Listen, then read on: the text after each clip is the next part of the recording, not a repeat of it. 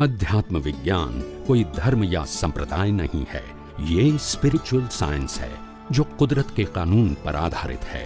ये विज्ञान पूरे ब्रह्मांड के सभी रहस्यों को उजागर करता है और जीवन के सभी पहलुओं को समझने के लिए एक नई दृष्टि देता है।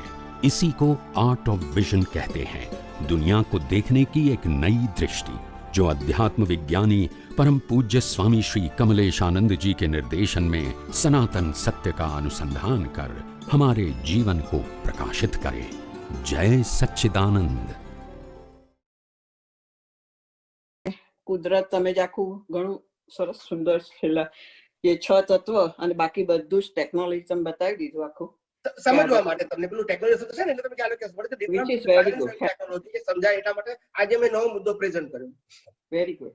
કારણ કે મેઇન બેઝ તો એ જ છે ને ટુ અન્ડરસ્ટેન્ડ ધ 6 તત્વ. કારણ કે આનાથી બધું તમે એને ઓરિજિનલ સાયન્સ કહેવાય. Original science. કારણ કે એનાથી ટેકનોલોજી કહેવાય. જી, એમાંથી તમારા રાગ દ્વેષ ઉડી જાય, અવસ્થામાં ચોંટ ઉડી જાય અને જેનાથી જીવનમાં તમને હળવાશ અનુભવાય. એકવાર તમે સંજોગોમાં ભલે ભળી જાઓ પણ જયારે સિદ્ધાંતો અપ્લાય કરો ત્યારે હળવાશ અનુભવાય, જેમાંથી તમે મુક્ત થાવ છો અવસ્થામાંથી. એ ઘણો મોટો હેલ્પ કરે. કારણ it's a beginning process for to understand the 6 eternals or 5 eternals. તમે આત્મા સિવાય હવે 5 તત્વો સમજવા માટે ટુ બી અ સાયન્ટિસ્ટ તો ખબર નથી, પણ સાયન્સ સમજવા માટે 5 તત્વો તો દરેક અવસ્થામાં તમારે બહુ જાગૃતિ જોઈશે ને સમજવું પડશે.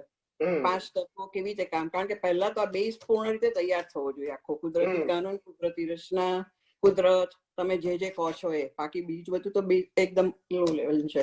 યા ગો હેડ. તમે કશું કહેતા હતા? આપ શું કહેતા હતા? તો આ 6 તમે જે 5 તત્વો, આ 6 તત્વો સમજવા તમને ક્યારે સહેલા બની જશે, સહેલા કઈ બનશે એની તમને રીત બતાવો. જી, કે જે દિવસે તમારા માટે તમારી દ્રષ્ટિમાં, તમારા દર્શનમાં આ મન વચન કાયાની અવસ્થા માત્ર કુદરતી રચના તમારા હશે કે દુનિયાની કોઈ પણ વ્યક્તિના હશે, કુદરતી રચના દેખાતા થઈ જશે, તે દિવસે તમારી પાસે એટલો બધો સમય હશે કે આ કુદરતી રચનાને પછી અપગ્રેડ થઈ અને કુદરતી કાનૂન અને પછી અપગ્રેડ થઈ અને કુદરતના 6 તત્વો તમે જોઈ શકશો, એના રોલ તમે. પણ આપણો સમય જ્યાં સુધી મન વચન કાયાની અવસ્થામાં કન્ઝ્યુમ થઈ ગયો ઉપયોગ, ત્યાં સુધી આપણે અપગ્રેડ નહીં થઈ શકીએ. એ તો બહુ મોટી જાગૃતિ માંગેલા છે. આખી ક્ષણે ક્ષણની જાગૃતિ તો માંગે છે, પણ તમારો સમય બચી ગયો ને. તમે જે મન વચન કાયામાં જે ઇન્વોલ્વ થઈને તમારી જે ઉપયોગને એનર્જી વેસ્ટ કરતા હતા, એ જ ઉપયોગ હવે તમે ખાલી એક જ વસ્તુ મૂકી દીધું, મન વચન કાયાની અવસ્થા માત્ર કુદરતી રચના છે. હવે તમારે ઊંડાવ તો નથી. હવે તમારો રોલ શું છે કે ભાઈ આ કુદરતી રચના કુદરતી કાનૂનના આધારે છે, અને કુદરતી કાનૂન કયા આધારે છે તો કે આ 6 તત્વોને આધારે ફંક્શન કરે છે. તો તમે અપગ્રેડ થઈ શકશો. જો આ મન વચન, આ હું તમને આટલું બધું હેમરિંગ કરું છું કે આ મન વચન કાયની અવસ્થા માત્ર કુદરતી રચના છે, એટલા માટે હેમરિંગ કરું છું કે તમારે એનાથી આગળ જવાનું છે, ત્યાં પડી રહેવાનું નથી. જો અમારે આગળ નહીં વધો તો તમે અપગ્રેડ કેવી રીતે થશો? ના થવાય. એટલે તમને આ ટેકનોલોજી માંથી તત્વ તરફ લઈ જવા માંગુ છું, સ્લોલી. પણ આ વારંવાર કહું ને એટલે તમને ખબર પડે કે વેલ્યુ આની નથી એવું તમને સમજાય. બરાબર છે. કારણ કે શરૂઆતમાં તો અત્યારે આ બધું સેટ કરવામાં બેઠા હોઈએ, કુદરતી રચના, કુદરતી કાનૂન. એટલા માટે જ્ઞાનીઓને કેમ જાગૃત કહેવાય છે? જ્ઞાનીઓ શું કરવા માંગે છે? અનુભવી જ્ઞાની કોને કહેવાય? કે ભાઈ મન વચન કાયાની અવસ્થા તો રામને હોય, કૃષ્ણને હોય, મહાવીરને હોય, અને તમારા મારા કરતા અનેક પ્રકારના લોકો સંઘર્ષ હોય, પણ ભાઈ છતાં એ લોકો કેમ પાવરફુલ હતા? તો કે પતી ગયું, મન વચન કાયાની અવસ્થા માટે કુદરત હતા. હવે મારે ટાઈમ છે તત્વને સમજવાનું. પેલામાં ઊંડા ઉતરે તો ટાઈમ વેસ્ટ જાય ને ઉપયોગનો. જી, જેનો ક્રિએટર, ઓપરેટર, ડિસ્ટ્રોયર તેને કુદરત છે, તો મારે મારી જાગૃતિનો ઉપયોગ એના માટે શું કામ કરવું? એ તો પોતે જ જાગૃતિ રાખવી પડે. કોઈના આશીર્વાદ કામ લાગે,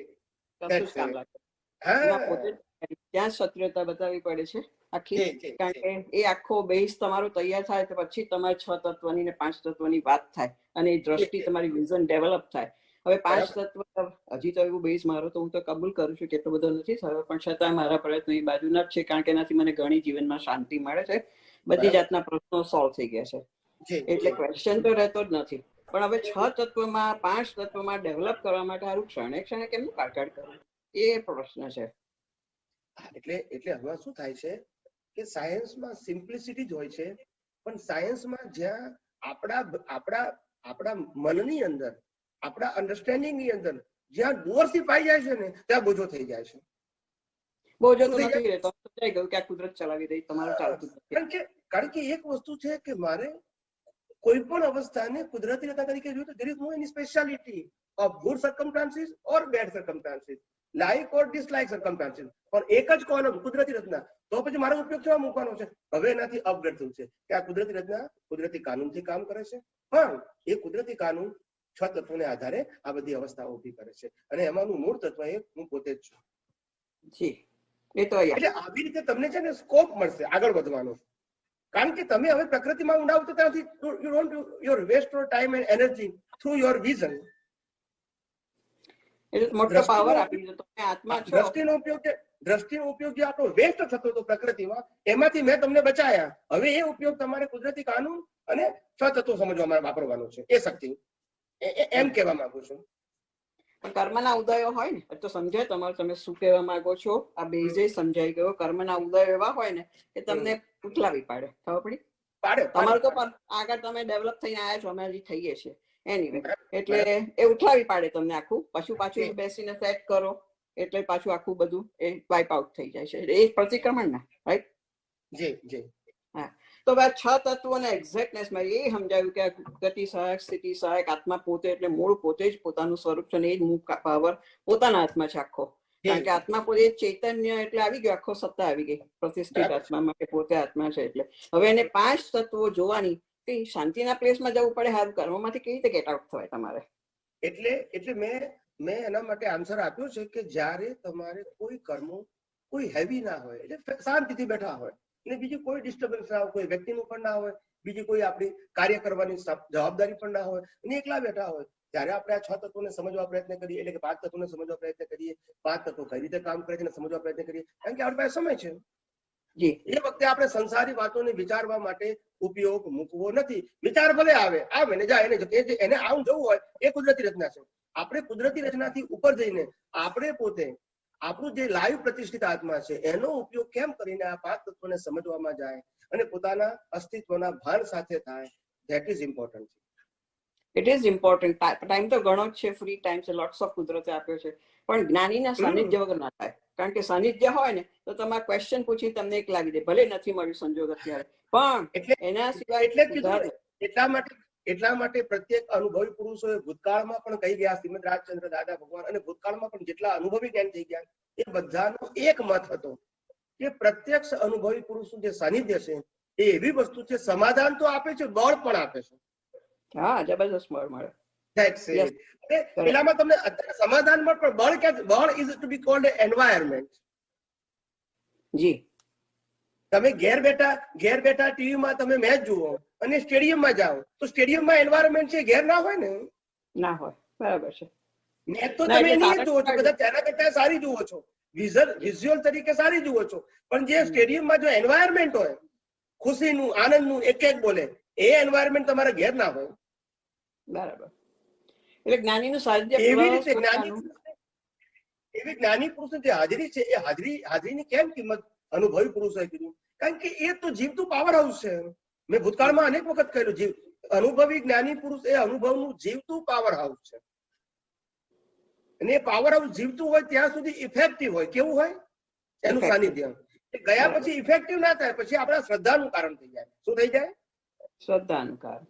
પછી શ્રદ્ધાનું કારણ. આપણી જે બી શ્રદ્ધા એવું આપણને ફળ મળે, પણ એનું ફિઝિકલ એક્ઝિસ્ટન્સ તો છે જ નહીં. એટલે પોતે પાવર હાઉસ તરીકે નથી અસ્તિત્વ ધરાવતા, પણ આપણો ભાવ, આપણી શ્રદ્ધા, એવું આપણને ફળ મળે છે. પણ પ્રત્યક્ષ હોવા એ તો એની હાજરીથી આપણને ફળ મળે. આ બંને વસ્તુ જુદી છે. પેલામાં આપણી શ્રદ્ધા કામ કરે છે, પેલામાં એમની હાજરી કામ કરે છે. તો આપણો પાવર કશો ના રહે.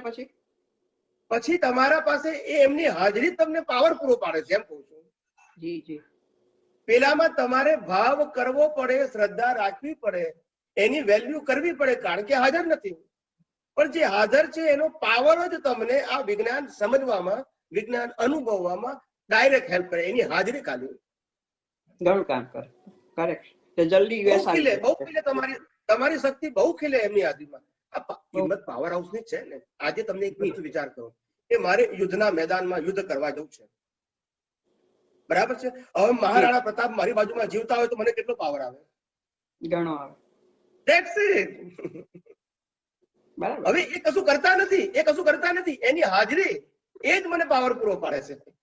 ઘણો પાવરફુલ અને સંસારના સંજોગો બધા વિખેરાઈ જાય એને લીધે. That's it. કારણ કે એટલે જેટલું સમજાય એટલું પણ આ તો ધીમે ધીમે સમજવા પ્રયત્ન કરવાનો. પણ એનીવે અલ્ટિમેટ તો એક જ વસ્તુ છે, પોતે પોતાની અનંત શક્તિ વાળો આત્મા છે, એના ઉપર જે આત્મવિશ્વાસ હોવો જોઈએ તે દિવસે દિવસે દ્રઢ થતો હોવો જ જોઈએ, જેને કારણે કુદરત આપણને ગમે તેવા મન વચન કાયને સંજોગો આપે તો પણ આપણને આપણું જ્ઞાન દર્શન સહેજ પણ ચલાયમાન ના થાય. એ જ આપણો મૂળ પાવર. જી જી, જય સચ્ચિદાનંદ.